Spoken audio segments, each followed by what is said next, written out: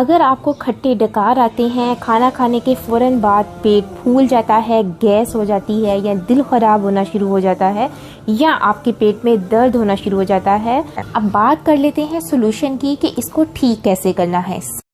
बिस्मिल्लाहिर्रहमानिर्रहीम, अस्सलामु अलैकुम। This is me doctor Khadija Abdul Wahab and welcome back to the 6th episode of Ramzan series. आज हम बात करेंगे कि रोज़ा खोलने के बाद यानी अफ्तारी के बाद हमें बदहजमी क्यों हो जाती है, इंडाइजेशन जैसे प्रॉब्लम्स का सामना क्यों करना पड़ता है और हम इसको किस तरह से ठीक कर सकते हैं। रमजान के महीने में रोज़ा रखने के बाद हम अफ्तारी के वक्त बहुत ज़्यादा खाते हैं, जिससे हाजमे के मसाइल जैसा कि भूख की कमी, गैस यानी ब्लोटिंग, जलन यानी एसिडिटी वगैरह हो सकती है। अफ्तारी के बाद बदहजमी की सबसे बड़ी वजह यह है कि हम रोज़ा खोलते ही अचानक से बहुत ज़्यादा खाना पीना शुरू कर देते हैं। रोज़े की वजह से हमारा पेट सुबह से लेकर शाम तक खाली होता है और डाइजेस्टिव जूसेस भी नॉर्मल तरीके से काम नहीं करते हैं। इसका मतलब ये हुआ कि रोज़ा खोलते ही जब हम एकदम से बड़ा मील लेंगे, हम बहुत ज़्यादा खाएंगे एकदम से, तो हमारे स्टमक को उतनी ही मेहनत करनी पड़ेगी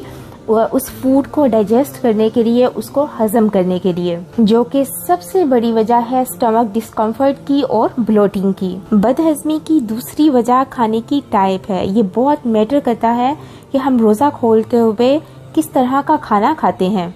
रमज़ान के महीने में हम ज़्यादातर मज़ेदार और बड़ी ग़िज़ाएं खाते हैं जो कि तेल, चीनी और मसालों से भरपूर होती हैं।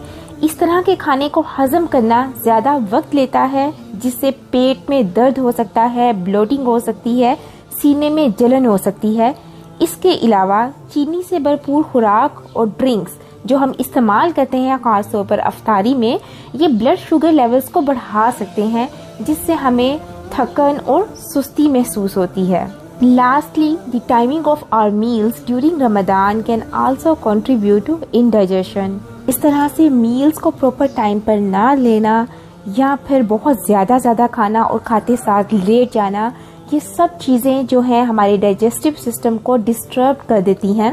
अगर हम पूरी डिस्कशन का कंक्लूजन निकालें तो इंडाइजेशन का प्रॉब्लम रमज़ान में बहुत कॉमन है, जो कि मैक्सिमम लोगों को फेस करना पड़ता है। मैंने आपको 3 मेन रीजंस बताए, जिसमें एक sudden intake of large amounts of food था, the type of food we eat and the timing of our meals. ये बहुत इम्पोर्टेंट फैक्टर है। अब बात कर लेते हैं सोल्यूशन की कि इसको ठीक कैसे करना है। सबसे पहली चीज़, अपने खाने पीने की आदत को चेंज करें।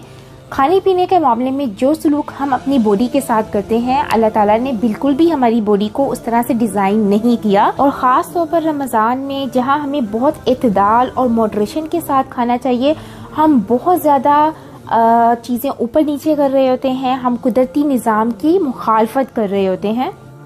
सब्र शुक्र करें, थोड़ा खाएं लेकिन अच्छा खाएं। फिर इसके अलावा अफ्तारी के बाद या तरावी नमाज के बाद वॉक लाजमी किया करें। अपने डिनर के बाद सौंफ और पुदीने का कावा ज़रूर लें। इसको बनाने के लिए आपको चाहिए आधी चाय की चमची सौंफ, 3 दाने छोटी इलायची के और 8 से 9 पत्ते पुदीने के। 1.5 कप पानी में आपके सब इंग्रेडिएंट्स डालें और इतना पकाएं कि 1 कप रह जाए। सौंफ और पुदीने का कावा रेडी हो जाएगा। खाने के बाद इसको आराम से पिएं, आप बहुत हल्का फुल्का महसूस करेंगे। अगर आपको खट्टे डकार आते हैं, खाना खाने के फ़ौरन बाद पेट फूल जाता है, गैस हो जाती है या दिल ख़राब होना शुरू हो जाता है या आपके पेट में दर्द होना शुरू हो जाता है, तो इसका मतलब है कि आपको इंडाइजेशन का प्रॉब्लम है। तो ये सौंफ और पुदीने का कावा आपको बहुत हेल्प करेगा। उम्मीद है आज की वीडियो से आपको फ़ायदा ज़रूर होगा। मिलते हैं किसी नेक्स्ट वीडियो में, तब तक के लिए चुस्त रहें, खुश रहें। अल्लाह हाफ़िज़।